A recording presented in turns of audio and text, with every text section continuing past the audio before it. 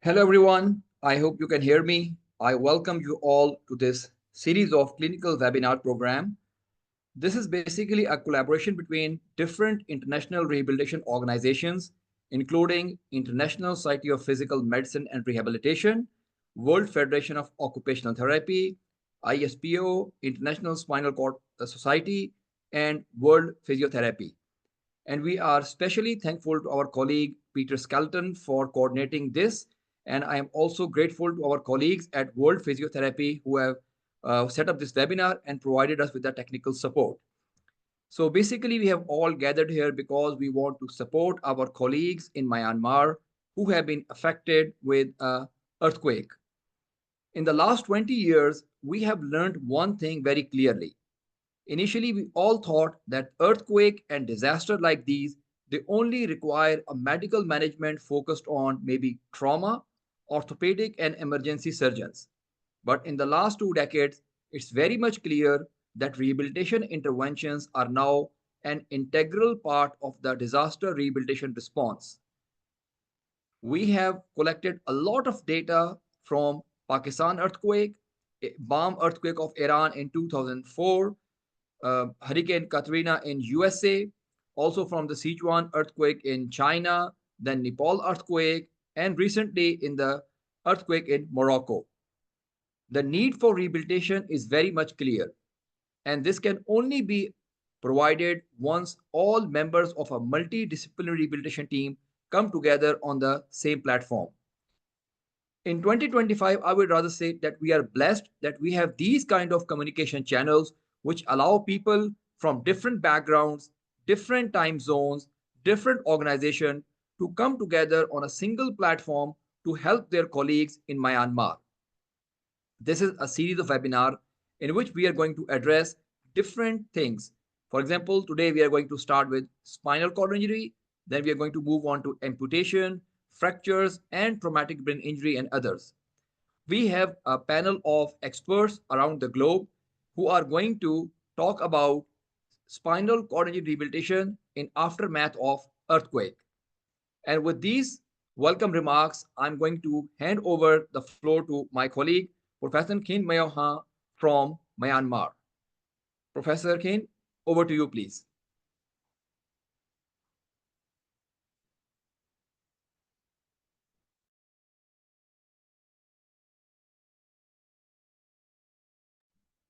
Professor Khin, if you can please unmute yourself and say a few words.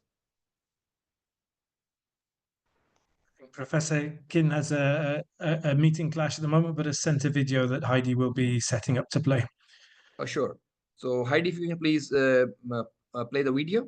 Thank you.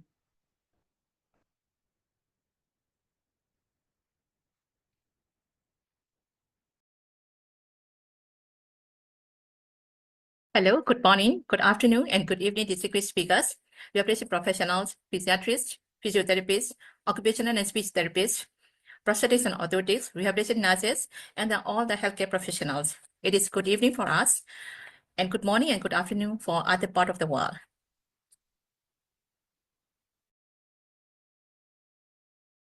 These are the contents of my talk, which includes current situation of the severe earthquake in Myanmar, recommendation for earthquake, as well as recommendation for the Myanmar National Rehabilitation Strategy and Implementation Plan, and National Survey on Rapid Assisted Technology Assessment, RADA, and the last one is a consensus workshop for the Assisted Product List, APL.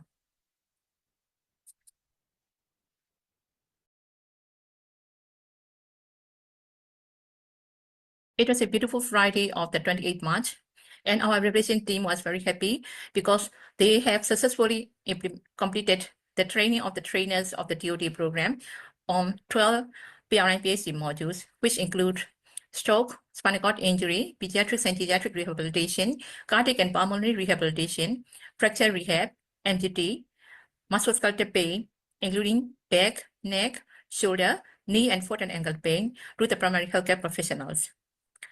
When we came back to the YGH, the surgery is being started on the way.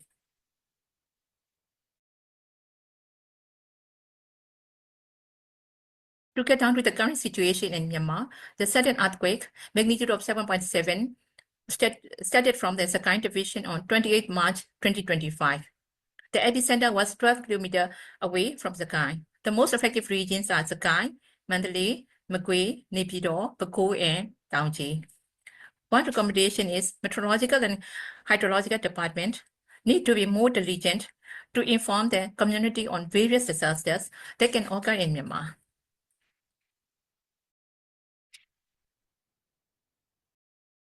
Here you can see that the scene of the disaster showed that most of the buildings were destroyed and affected the residents.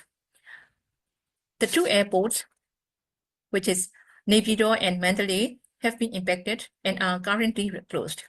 Many roadways in the middle of the country were damaged, and telephone and internet connectivity is unavailable in many areas affected by the earthquake. People are panicked and frustrated, and as they are worried about their family members, friends, and their relatives.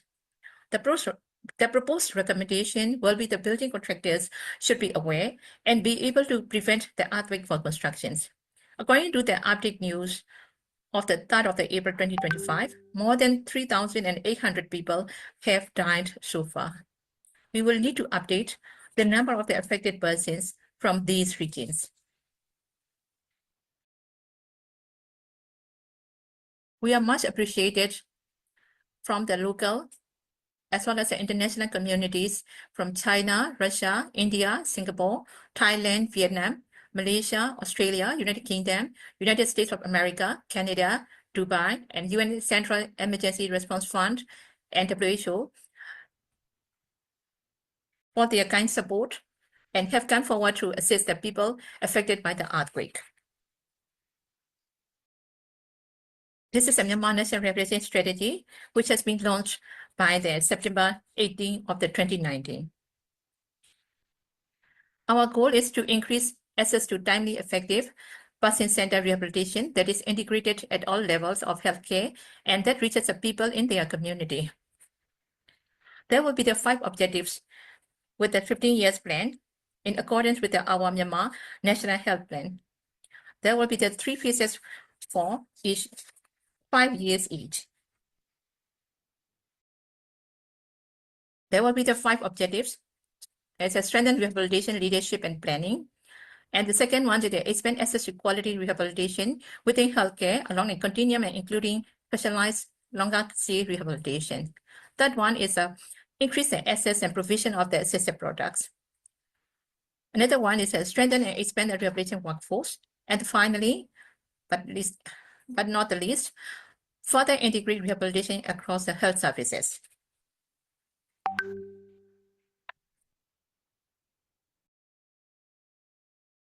Rehabilitation workforce are much depleted in Myanmar. According to the situation assessment of the rehabilitation in Myanmar 2018, number of the physiatrists are 4 persons in a million, and the physiotherapists are 3 persons in 100,000 population. Tertiary healthcare center hospitals with PMR departments and the physiotherapy department are 60% as well as 78.9% in the tertiary healthcare hospitals accordingly. There are percentage of the government primary care facilities with rehabilitation and physiotherapy is 16%.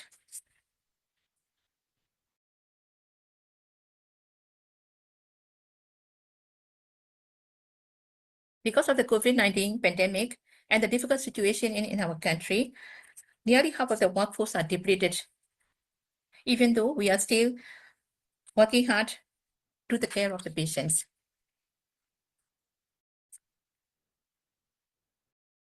Now comes the National Rehabilitation Strategy and implementation. According to the strategic plan, as identified in the strategies to accomplish it, we have implemented and achieved the following 3 activities. The last one is the most important one, and the 12 prioritized rehabilitation intervention for primary healthcare, PRN-based modules, have developed to serve the primary healthcare level in the community. This is a living document that would be adopted and adapted according to the community situation. This is a first recommendation from strategic plan. Here you can see the precious photos for the launching ceremony of the National Rehabilitation Strategy in the year 2019 of the 18th September. All stakeholders, including the consultants of the WHO, attended to the ceremony.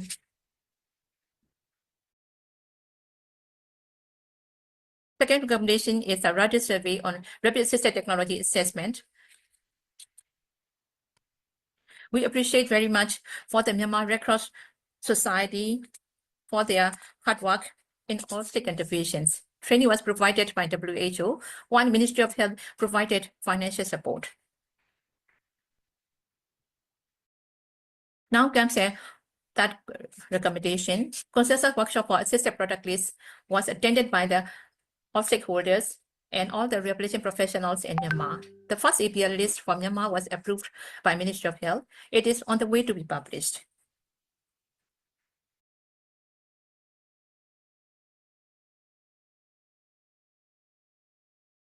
Rehabilitation professional members should be included in the relief and resettlement of the emergency team to safe and early rehabilitation.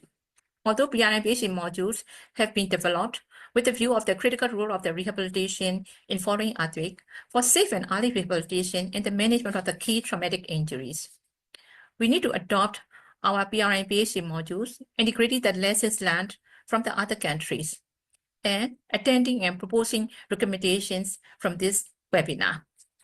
That would be helpful for all of us. Specialized rehabilitation skills become increasingly necessary as patients with traumas, fractures, amputations, and spinal cord injuries progress and earthquake and disasters. That is the end of my presentation. Thank you very much.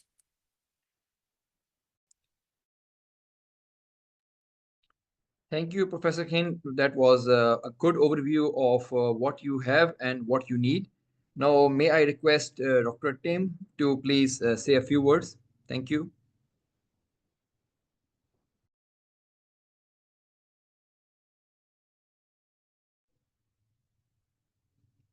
Dr. Tin, I can see you are here. Can you please unmute yourself and say a few welcome remarks or words? Then we'll move on to the formal presentation by our panelist.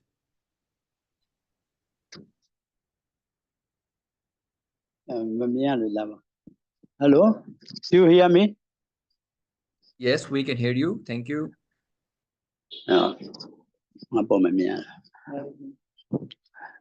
Today is the auspicious day of Myanmar Physiotherapy Association. First of all, I will present my thanks a lot to the great World Physiotherapy and all the Mr. Farag and other societies, all of the attendees, including all the gathering and attending the all the physiotherapists. So this is our management of one of the milestone of our physiotherapy association in Myanmar, because and also we are participated in COVID-19 and physiotherapists participated in vital role of the COVID-19, as well as here in our country is so many disaster, natural disaster, man-made disaster. So our physiotherapists need to participate and involved in all these disaster management. Now at the present, earthquake is very huge, immense, and destroying our country. So many lives are lives and devastated. Many buildings are devastated, and all the environments are destroyed. So especially we physiotherapists have to involve with the multidisciplinary of the other medical professionals, as well as after the training, they can do their environment and their places as possible as early as treatment or intervention and rehabilitation. So I thank to all the president, especially Mr. Farag and Hadi and World Physiotherapists I want to express again and again, and I'm ever I ever thanks to all. Our physiotherapist rules in the community is very different from the hospital. They have to face so many low resources, different environment, such as devastating area, injury, physically and mental injuries, they have to face now. So we have to face so many problems, but our physiotherapists must be energetically and patiently intervene all the difficulties of all the patients. So I am very happy to hear and all of you help me to be this training, rapid training for us. This training will be well as a very fruitful to me and also all the physiotherapists and other person, because our physiotherapists have experience in hospital, but not in the devastated area. This is the devastating like an earthquake, and so this is we have to face great challenge. All of the I had many experiences, so I'm very thankful to you sharing of the your experience to all the colleges. Another is our physiotherapists have to do in disaster area. We physiotherapists can do life saving as well as the physical injury such as pain, regain to their function, their quality of life, and also all the with the rehab, all the within the rehabilitation, and we have to do within our expertise and our knowledges. So may I request all the attendees please learn and study or learn or their presenters' experience, and also if you do not clear. I asked to all the trainees to discuss with the presenters more. This is my opinion. Oh, thank you very much for my speaking. Thank you, Tin, for your thoughtful remarks. You are totally correct that you are facing a disaster situation, which is very different from a hospital situation. And you're also very correct that this panel of experts from different parts of the world is here to help you out. So we have actually a 15-minute of dedicated question and answer session at the end of the presentations. So please either post your question in the Q&A or please ask the question by unmuting yourself at the end of the session. Now, it's my pleasure to invite our first. We have got three speakers with 10 minutes each. And it's my pleasure to invite my first speaker of this session, Professor Abdul Razak, who's from Morocco. Not only a good friend, he's a global expert and he provided services in Morocco 2023 earthquake. He represents his country at various international forums. He's a very active member of the International Society of Physical and Rehabilitation Medicine. He has been a keynote speaker in different countries of the world. So please welcome Professor Abdul Razak for his thoughtful talk on lesson learned from 2023 Morocco earthquake, how to get organized. Over to you, Abdul Razak. Thank you, my dear Farouk, and thanks to the organizing committee for inviting me to talk about our experience in managing earthquake in Morocco.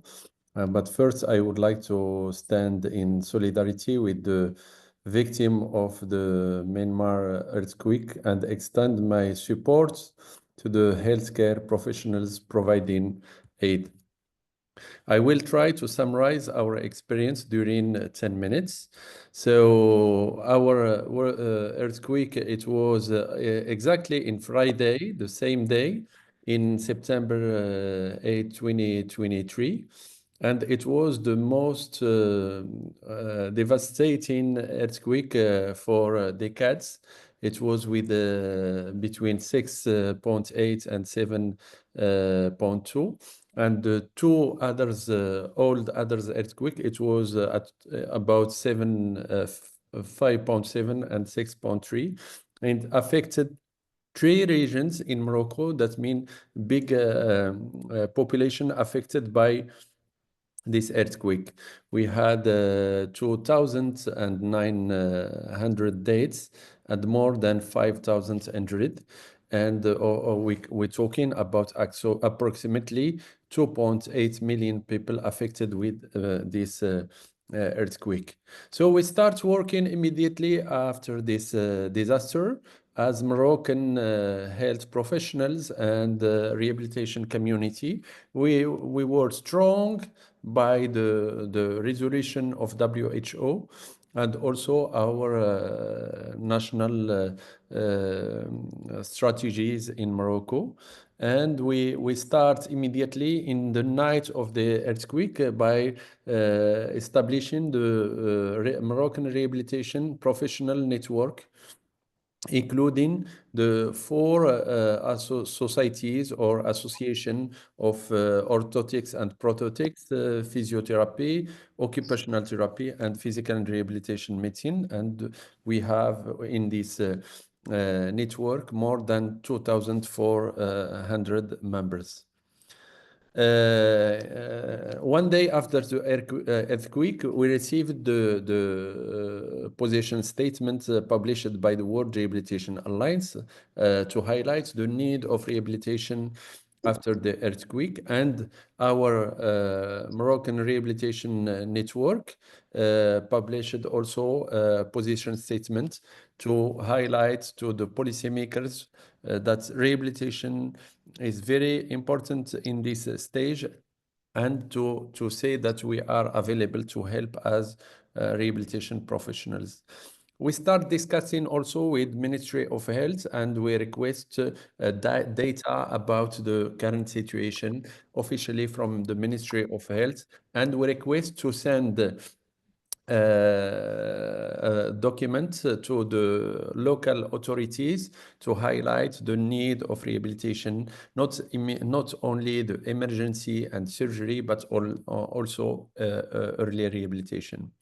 We send a committee, a technical advisor committee, to two regions affected by the earthquake in order to make evaluation of the situation and the need of rehabilitation and develop a strategy of rehabilitation after the earthquake in the two regions. The first region, it was Marrakesh, and second region, it was Agadir. And we published these two documents about evaluation and strategy to manage rehabilitation after disaster, after earthquake. Also, we develop education and training webinar series in collaboration with international societies and WHO, and it was 1 hour for each webinar. Each two days we try to organize a topic. It was nine webinars, and we assure simultaneous translation to invite all the population professionals in Morocco to learn from these webinars. And also the involvement of many international societies, ISPO, ISCOS, World Physio, WFOT, etc., ISPRM, etc. So it was one hour in French or in English, and we try to invite experts from local, from the region affected, to talk about the challenge and the need of rehabilitation. And after, we invite international experts to talk how to manage and to organize the rehabilitation to patient. And we keep 20 minutes for discussion and questions and answer before conclusion. This is the flyers of different webinars organized in collaboration with the international societies. And also we sent a list of rehabilitation professionals who are ready to volunteer to go to help the population from different regions in Morocco, not only from the 3 regions affected by the earthquake. And we organize also a telemedicine and telehealth to help population to manage to discuss how to provide rehabilitation in the region affected. And we try to organize also different level from the primary healthcare to the secondary to the third healthcare. This is some pictures from our activities in the area affected. And this is the therapeutic patient education prepared by our teams, and we deliver to patients in the different region affected by earthquake. After one month, we publish another position statement to the policymakers and stakeholders to highlight the need to continue the rehabilitation, not only at the first time after the earthquake, but also we need to continue, especially for many health conditions like spinal cord injury, like brain trauma. We need to continue even after 1 month or 3 months, because of course for acute medicine, after 1 month, it's enough, and we become to the normal work of the health workforce. But in rehabilitation, we need to highlight that. In collaboration with the emergency medicine and reanimation suscitation medicine societies, we develop early management of natural disaster guidelines, and we include a place of rehabilitation in these guidelines. And it was a big challenge for us to talk about rehabilitation in the management of emergencies and disasters. 2 months after this disaster, we organized a high-level strategic meeting with Ministry of Health, WHO, country office, and all the stakeholders to talk about how we can organize rehabilitation in the country, including emergency situations and disasters. And we start developing the national rehabilitation strategic plan. We are now at the final stage of this strategic plan to be validated and adopted officially. We developed also the national assistive technology strategic plan after this earthquake.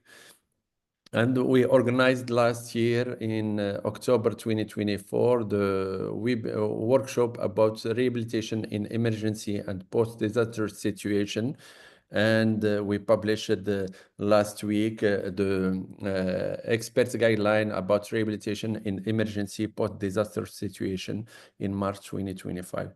So the challenge, it was about how to deal with the injured and their families, with rehabilitation workforce, with health workforce, with policy makers, and with local and national authorities in the management of disaster. Of course, we need a good national leaders to collaborate, to coordinate, to plan. And also we need the support of the global rehabilitation community to help the national leaders in dealing with all these components of the management of the disaster rehabilitation workforce. We need to talk a lot about rehabilitation with health workforce, surgeon. By the way, we try to invite all the health workforce, surgeon or emergency medicine, etc., to attend our webinars, because we need to discuss with us, but also with the other health professionals. We need to discuss a lot with policymakers to coordinate, and it was a big challenge how to communicate efficiently with all the stakeholders. So it was different action targeting different stakeholders, Ministry of Health to create strategic action plan, WHO to support all activities to strengthen rehabilitation, Health Professional Association to strengthen capability and skills, academic institution about training and research, and technical and partners to support all activities. I can say that disaster, it's a huge and a dramatic situation, but it's also opportunities to strengthen rehabilitation, to strengthen rehabilitation community, and also rehabilitation in the health system. So it's time to advocate for safe early rehabilitation and also to collaborate with all the stakeholders at the national level and international level. Thank you so much, and I will be happy to answer all your questions. Thank you, Abdul Razak, for this excellent presentation. And now we are going to move on to our second speaker. Our colleague is from Turkey, and as we know that a couple of years ago we had a huge earthquake in Turkey as well. And our colleagues in rehabilitation sciences in Turkey did a great job in providing rehabilitation services. So today we have Feliz Kent from Turkey, who is going to share her experience of providing rehabilitation services in Turkey. And the title is Lesson Learned from the 2023 Turkey Earthquake, Challenges and Solution. So Feliz, over to you. Thank you. Thanks a lot. First of all, can I share my slide, please? Oh, sorry. You will be running your own slides, right? Okay. Yeah, we can see your slides. Thank you. Okay. First of all, I would like to thank the organizer committee of this webinar and Pete Skelton, who invited me to share our knowledge.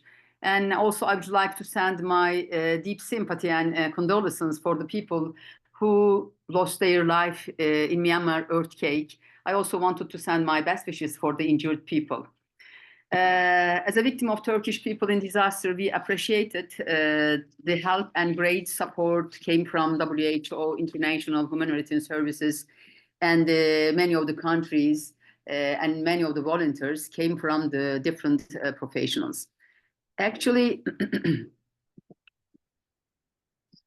we have been faced such a big earthquake, which include very wide area in 2033. Then we lost more than 65,000 people, and then more than 120,000 people injured. So actually 120,000 buildings damaged, included many hospitals and then many universities and other governmental departments. Actually, what was our challenges? Magnitude of the earthquake was very severe and it included unpredictably a wide region. Thus, the first reaction came from the governments and all the people was a little bit late because the health system was collapsed, damaged or destroyed. Hospital and medical staff and their family members were also victim and severely affected. Spatial rehabilitation services were not available, and then long-term effect of the hazard were unknown. And then we did not know, it was not clear the people had to have medium to long-term rehabilitation needs. First reaction was the rescue efforts came from the volunteers and then humanitarian services and then the governmental departments. Then immediately they began to establish temporary housing shelters and emergency hospitals, especially the field hospitals, because 75 city hospitals severely damaged. sorry, 94 hospitals severely damaged, included city hospitals. A total of 42 hospitals building damaged. And then actually at the total, more than 26 physician and medical personnel were deployed at the healthcare facilities.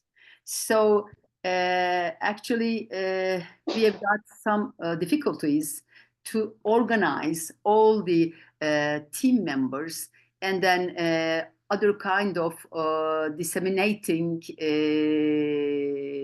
activities.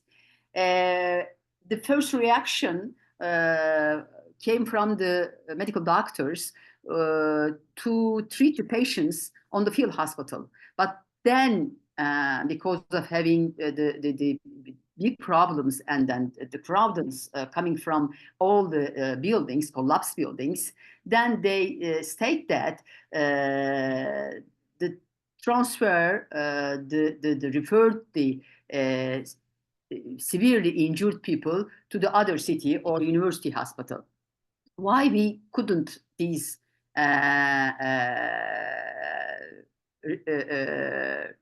reparations?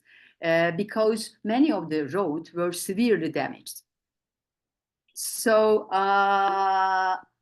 then container and field hospital began to give health services with 35 national, 19 foreigners containers. Some of them some of them giving the services to the patients and to the people when they were they were having delivery services. And ship hospitals were also put into the service, which was very helpful for the medical staff. And then, unfortunately, there was no national rehabilitation frame. That's why we had very big difficulties. And then when we are thinking about how come we are going to give some extra help to medical staff who were also victims in these places. And then the Association of Health Professionals made an action planning and applied to the Health Ministry and Ministry of Interior for having necessary permit. But there were, at the first days, there were some difficulties in obtaining permission from the ministries because there was no preparation and then no national framework to take the all national health services to the earthquake area. What we have done as a physiotherapist, we had a collaboration with the Orthopedic Physiotherapy Association and National Turkish Physiotherapy Association, and then asked the volunteers among the experienced colleagues for establishing a group. And then we provided a rapid and specific training for them. We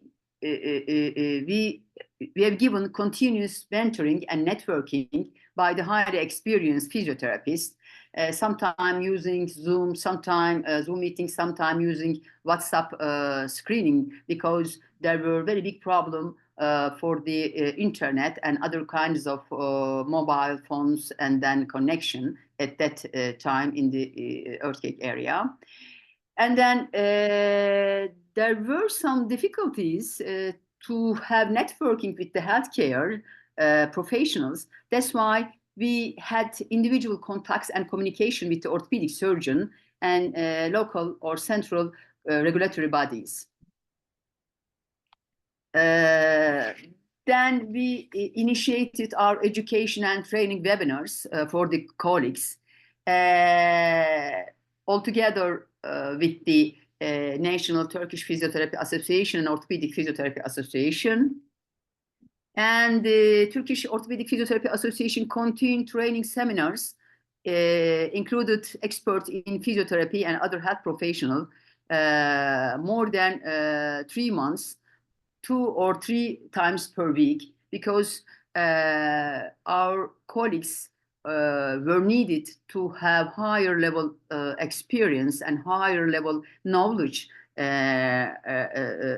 for the disaster management. Actually, we faced many common injuries. At that time, there was a cold weather condition and then heavy rain. That's why we had also some respiratory infections, in particular pneumonia. And then actually in this seminar, we mostly focused on crash injury, especially crash syndrome, because many of the Turkish citizens lost their life due to crash syndrome. So we've been also faced nerve injuries. Actually, the services, especially some patients who had no severely injured and who had no such a high risk for their vital functions, were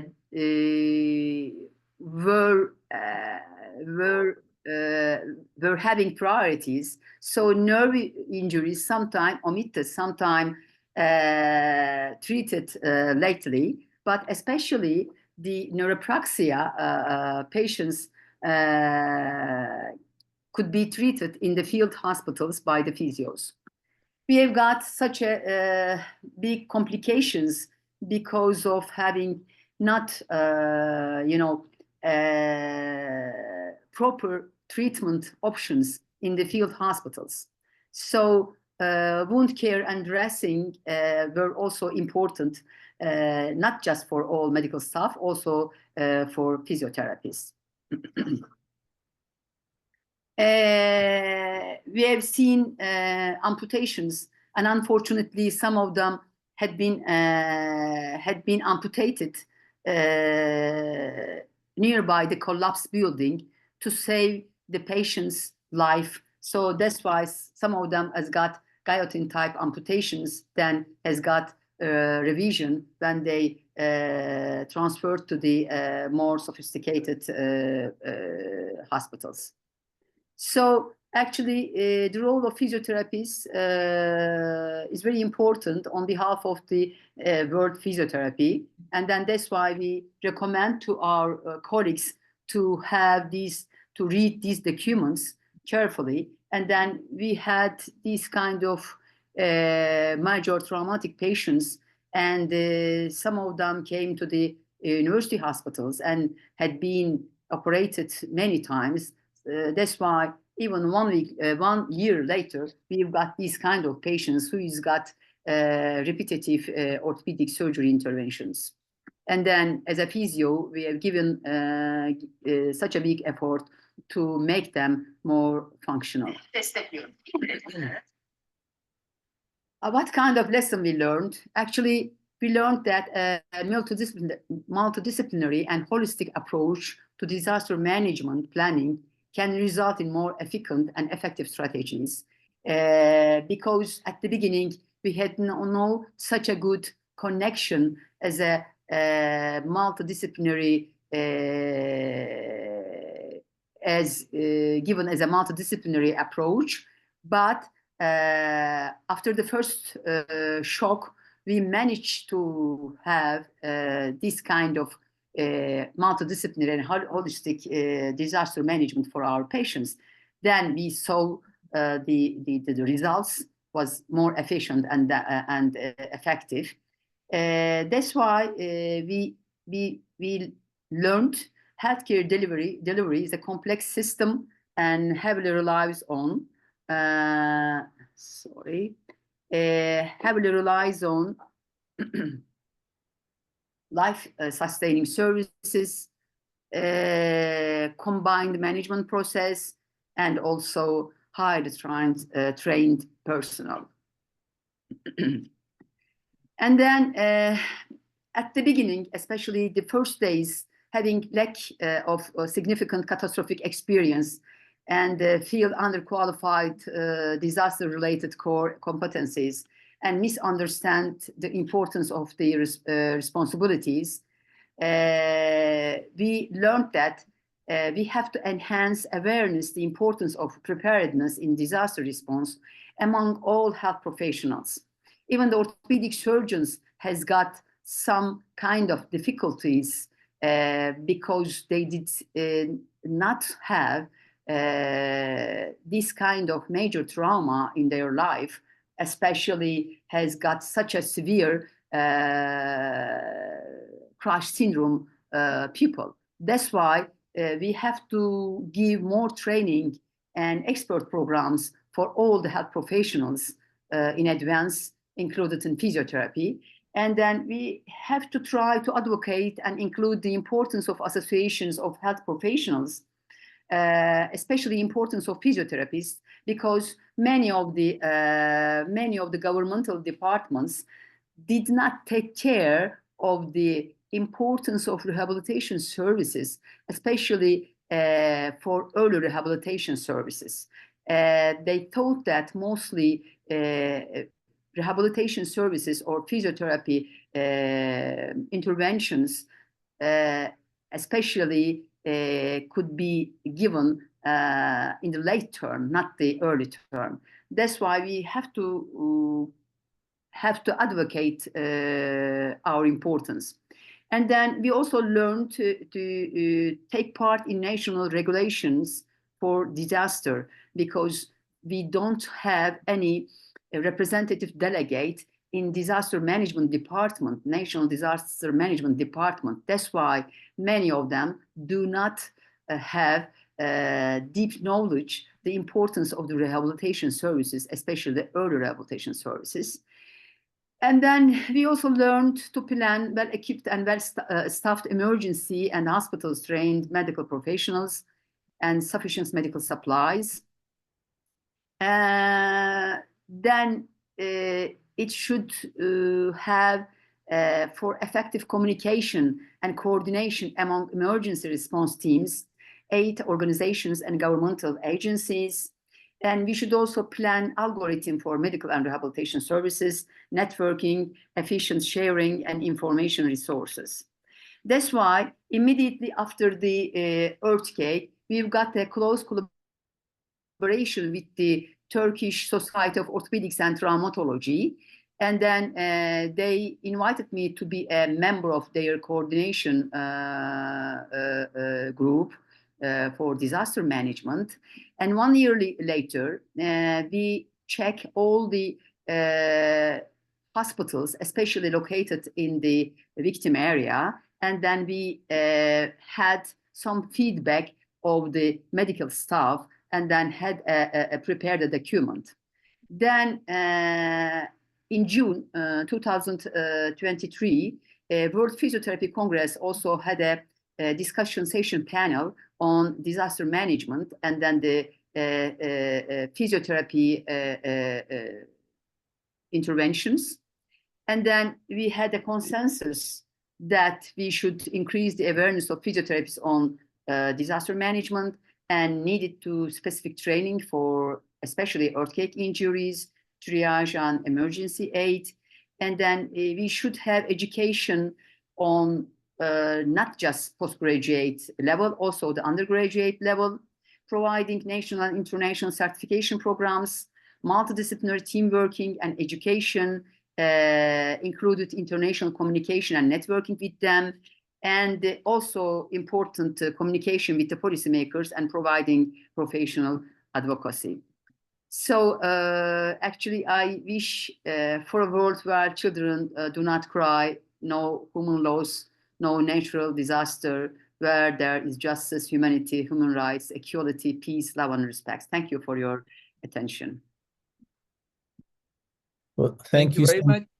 Oh, sorry, Mike, I'm still here. I'm going to introduce you. So it's my pleasure to introduce my colleague, Mike Landry, who is going to talk about epidemiology of what to expect in earthquakes. Mike, over to you, please. Thank you. Oh, well, thanks a lot, Farouk, and I apologize for being late. I'll explain it another time. I think, Farouk, if you don't mind, I think I got a message here to go over to Lavinia, who is all set with her slides. I'll maybe say a few things after she goes, and then I might ask if everyone could spend a little bit more time with us here. So we'll probably go a little longer than our planned timing. But again, thank you so much. My name is Mike Landry. I'm the president of World Physiotherapy. I'll say a few words later. Lavinia, let's pass the floor over to you, and we're all ears to listen to your presentation. So thank you, Michael. Thank you for the introduction. So I'm Lavinia. I'm going to, my background is physiotherapy from Hong Kong. And on behalf of my colleagues from China, I'm going to share about the response to earthquakes. The topic is on beyond the acute care.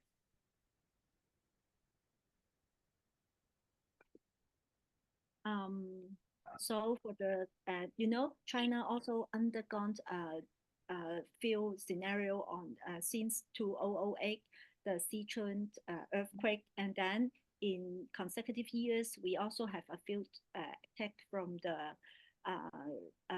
earthquake. And however, as a physiotherapy, what we think most important is how we are going to prevent those complications that we see from our cases. For example, the problem like the drop fits, pressure sore, swelling, non-weight bearing, contractures, etc. That we believe all these kind of complication can be prevented or at least minimize the trauma if we can do something earlier. So echo to what Phyllis just said, rehabilitation is not just wait until few months or half years later. It should be, the concept should be start as early as possible. Because in China's scenario, say 2 months post-earthquake, when we go back, so we find that most of the victims, they develop the complications, as I mentioned before, just because of they have some misconceptions on rehabilitation, like such as they fear of moving around, they are afraid to leave the bed, become more bed-bounded, and lack of assisted products or suitable, even though some of them are prescribed, but they don't know how to use it and or use it improperly. And maybe they also develop a kind of dependency, take up the sick role. So with all these kind of attitudes, those unnecessary complication may be developed. For example, peripheral injuries is quite common after the earthquake. So we all know that what is AFO. But what we see is still quite many patients, they did not receive during the first few months because of the resources limitation. Then it's a bit difficult if with the limited resources, if we did not teach them proper management to prevent deformities, and then we will expect that it will be developed sooner or later. Or if we do not do a proper education, even though we have resources to have AFO for all the necessary case, but they can still neglect it, discard it, despite we prescribe that for them. So what the key thing is, apart from giving them the aids or the walking aids or this kind of AFOs, we have to have teach them how to use them correctly and explain to them the importance of using them in order to prevent long-term applications. And the essence, essential things for physiotherapists, apart from the major things like the rapid assessment to put priorities on the treatments and try our best to help them to prevent the complications, get them to mobilize as soon as possible with suitable assisted device, and discharge plan is also very important because we have to think about how to help them to follow up on the cases, because we all know that rehabilitation is a long term, not just a short term. And in the community-based rehab, the concept of self-management is very important because we would like them to take up the role to take care of themselves.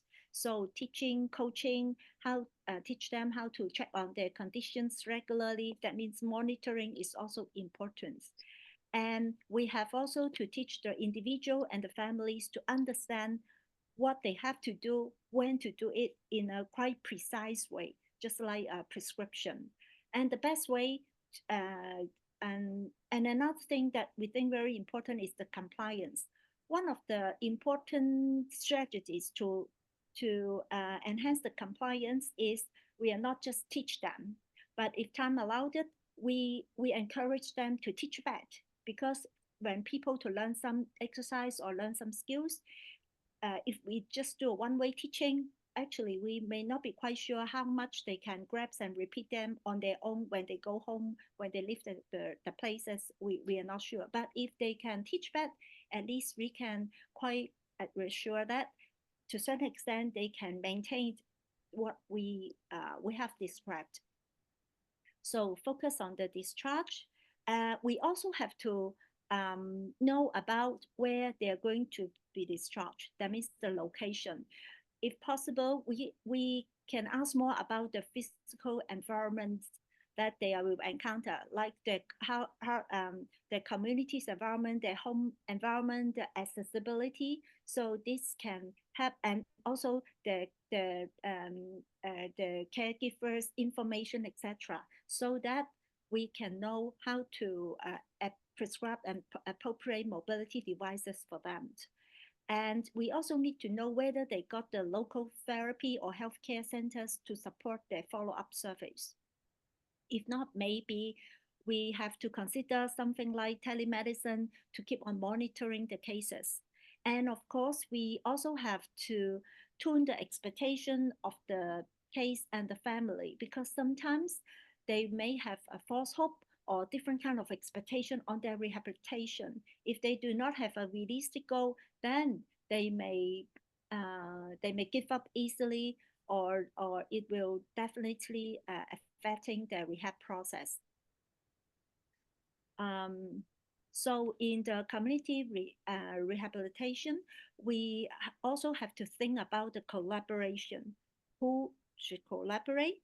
And communication is, of course, a very essential issue concerning how we communicate with the patients, communicate with the families, and also the NGOs around. And documentation. Here, we would like to highlight is, of course, we are not talking about a very formal, detailed documentation in this kind of earthquake places, but at least to set some documentation with some basic informations, some key essential prescriptions that we given to the patients is very important, because if they can have at least some information about what kind of rehab service they are receiving, like the exercise, the kind of exercise or the prescription, then when they're going to discharge, the therapies they're going to take up the case at least they will not overlap what they have done, and they can progress on top of what the patients are doing. I thought that will help very much. And the way of documentation, it needn't to be black and white, because in that kind of a setting, we may not have a lot of stationery or allow us time to write it properly. And sometimes maybe the language, so the barrier, etc. So maybe we can also consider using, the mobile phone is very convenient nowadays. So we may consider to take some pictures or take some videos, so that it's also a kind of recording. And then based on the follow-up, we can also write some proper referrals, if possible, to nearby rehab centers and local health stations.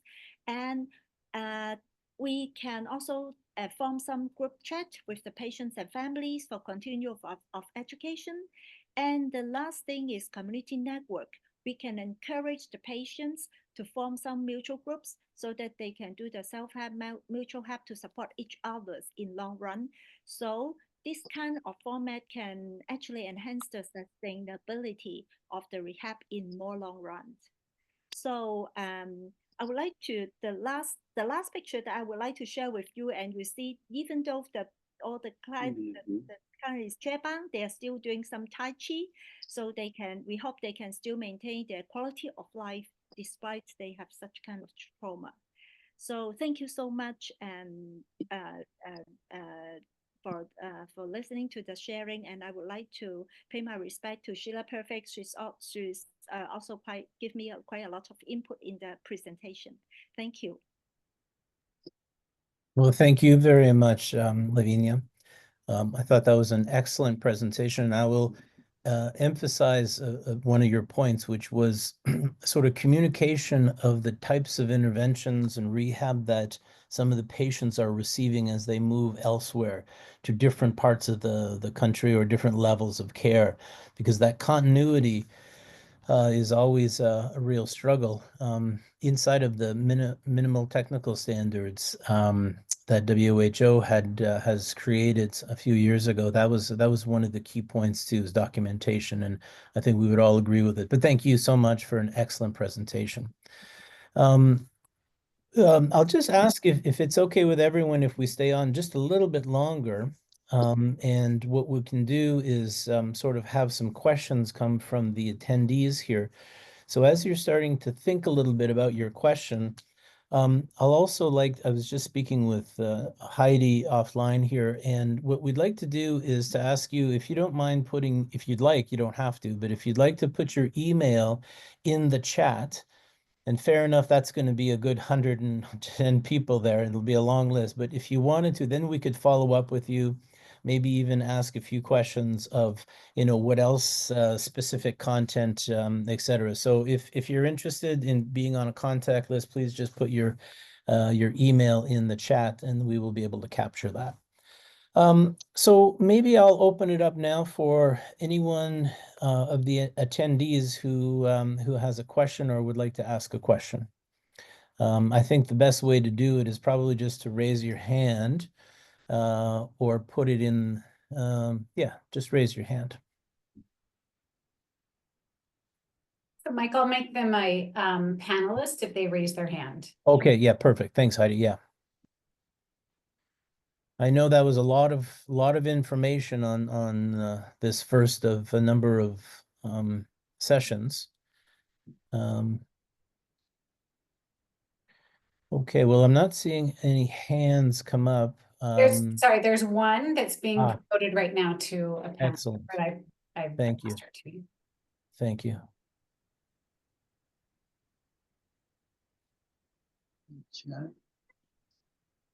So I'm not, so Heidi, why don't you just let us know when that person's in and then they can just go ahead. Okay. Please. Yeah.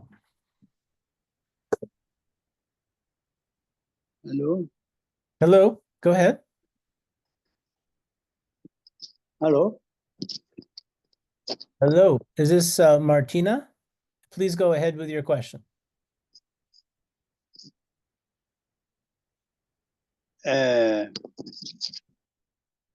May I ask,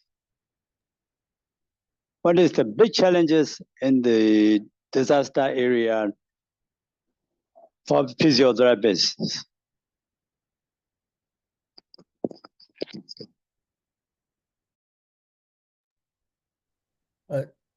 Tin, did you want to, can you say that again? Was that a question? And maybe to who were you asking? Hello? Yeah, go ahead. I want to ask, yeah. I want to ask, what is the big challenge big challenges of the physiotherapists in the disaster area? Okay, so some of the big challenges. Feliz, can I ask you to turn your video on and maybe mention one or two of the big challenges that you faced? Okay.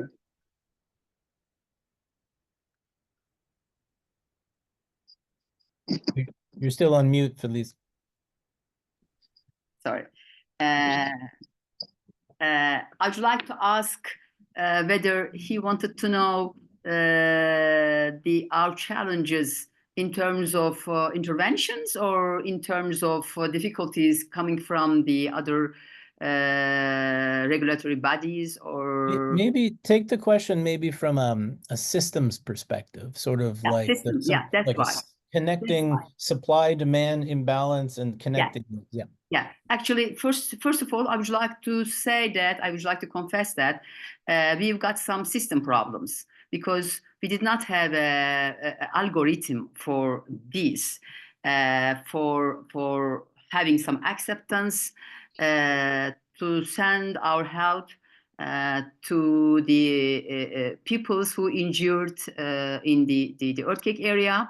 So as a physiotherapist, as a member of the national body, we wanted to give more help for our colleagues there, because they were also they were also injured and then having problems psychologically or physically. So we had some difficulties to have an acceptance from our Health Ministry and also the Ministry of Interior. So, and then the other problem was some of the colleagues of us had not enough knowledge and information on these.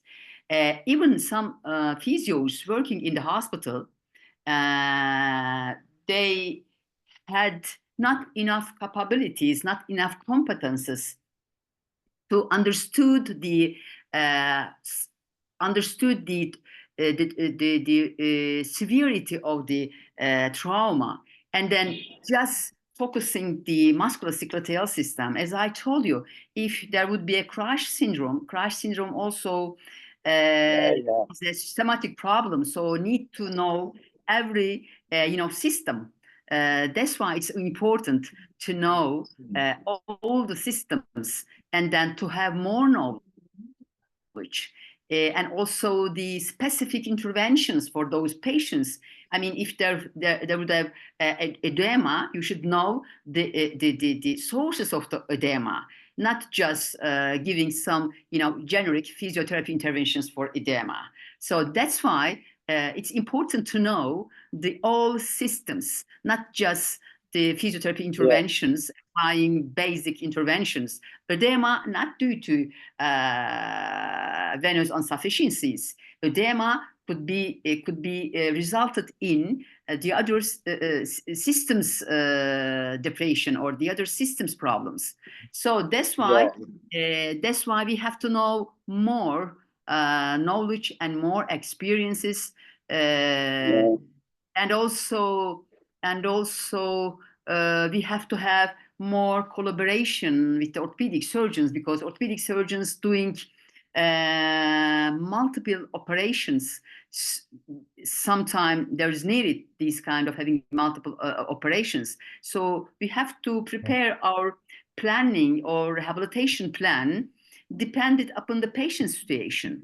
Sometimes they are only using standardized and static type rehab programs, but the rehab programs should be dynamic. Maybe daily basis you should do some modification, you should do some kind of extra interventions. So because you should have or you should follow the physiological responses of the patients and also psychology. Well, yeah, thanks for these excellent points. I think maybe just to add a few details. Listen, we all know this, but with a mass casualty event or sudden onset of this grandeur, any system is going to be overwhelmed. And this is our challenge, right? Not around the world, but certainly as we speak right now for this particular event. And so that might be one of the key points of these next sessions, is really building some competencies above which our colleagues might not have had before. But it does put in under perspective of how to start linking all of these dots in a quick fashion. So thank you for the answer, and Chin, thank you for the question. Let me go on. I think Martina, I think you were brought in here because you had a question. So maybe we can have you turn your microphone on or your camera and go ahead.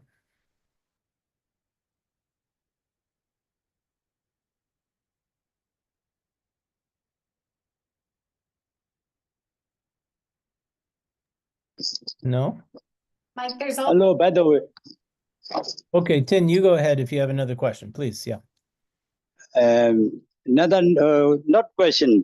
I want to mention that our president, Mr. Landry, UN mandate is Mr. Peak is our Peak spokesman in our Myanmar. He is our physiotherapy founder. He is the founder of Myanmar physiotherapy. So I went to announce to all the attendees. See, Mhm. you are Mr. P is the founder of physiotherapy in Myanmar. I want to announce in this webinar. Well, thank you. I just to underscore that the one of the founders many decades ago who went to Rangoon was Malcolm Peet, who eventually was my mentor, and that's sort of how Tin and I have connected on different levels on this one. So, but thank you for acknowledging that. I think the late Malcolm would be very appreciative. There is a question. I'll read it out. It's in the the Q&A. And Lavinia, I might come to you for an answer or anyone else, but here's the question. How to take care of frontline staff's mental and physical health during a response? Could you share your good practices and experiences on it? This is a very insightful question on a lot of levels, because we who are not in Myanmar right now or in Thailand, you know, have a different view of what's happening, but all of the consequences are among the population, and within that population are physiotherapists, physiatrists, nurses, and other responders who've been directly affected. And so, Lavinia, please maybe make some comments on that, and I see Feliz is adding a little bit of an answer. So over to you.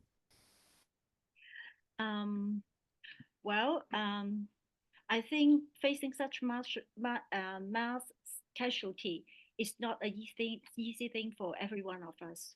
I think the teamwork, the support among the team is very important. Yeah, because I think no one can only stand for ourselves in such situations. Because I think if we are in the situation, the workload will be really demanding. The staff may need to work for long hours, and even sometimes I think maybe the staff itself, they are also the victim. They may have families, they are also the sufferer. So I think the team leaders, they have to really aware of each other's mental status, the emotional status, and try to support and encourage sharing. Yeah, a little bit of self-care in very dire and very difficult circumstances. And these are excellent. Anyone else maybe from the panel want to add a little bit to that? Who I see somebody's hand might be up. Yeah, Feliz, do you want to go ahead? Please open your mic and go. Yeah. Thank you. Actually, it was very crucial question for me. Actually, it is another challenge for our profession, because, as I told you before, the orthopedic surgeons could have been faced these kind of problems, although some of them had the difficulties. But for the physio, it is much more difficult. So that's why at the beginning, what we've done, we made a small group. I was the mentoring of them. But the first webinar, we mostly talk about their psychology, and then before we've given a kind of lectures, what kind of difficulties they may face, difficulties to find food, difficulties having many patients, difficulties. Because difficulties as psychologically, as difficulties coming from their psychology, because they're seeing many patients who had been severely injured. And then that's why, as a group, they have got some kind of educational program, and they supported each other.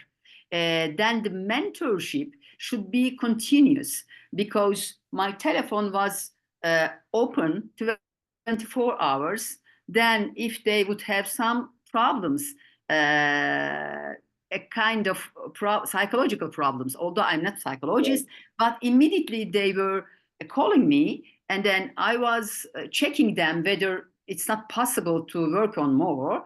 And then we are going to drop down one physios and then take another person, standby person to there. But my experience is to make a shift, maximum 1 week or maximum 10 days would be good enough to work as a frontline group working in the disaster field. Otherwise, they may have more psychological problems, because it's really difficult to keep themselves physically and mentally healthy more than if they would work more than 10 days. Right. Thank you. Thank you for those answers. And there was one other question that I think Sheila is typing an answer to there. We will hold on to these questions, and I would encourage all of us to, you know, between now and we meet again, to think about some questions, and we'll bring them back. We do have to bring this to a close. And I think the next step here, actually, Heidi, I don't know if you can show us the schedule for the next meetings that has the Zoom links in it.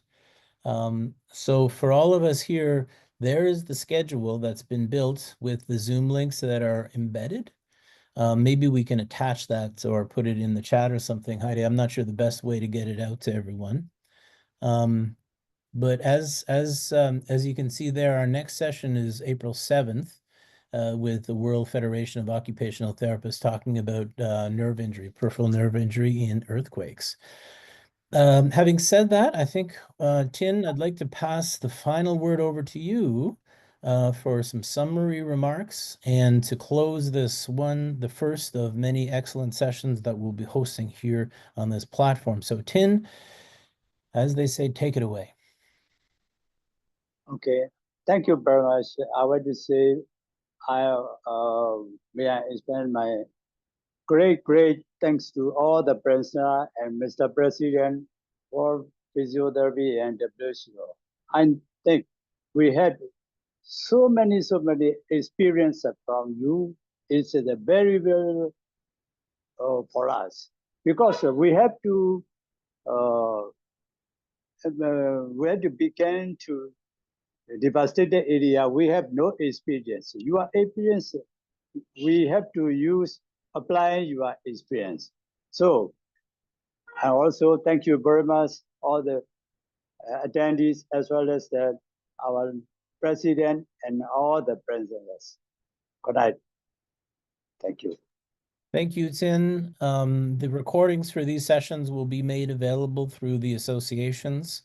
And with that, those fine remarks from Tin, we'll bring this to a close. Thank you all so much for being here. Thanks for those who were presenting. Thanks to Heidi, who's managing in the background the whole process.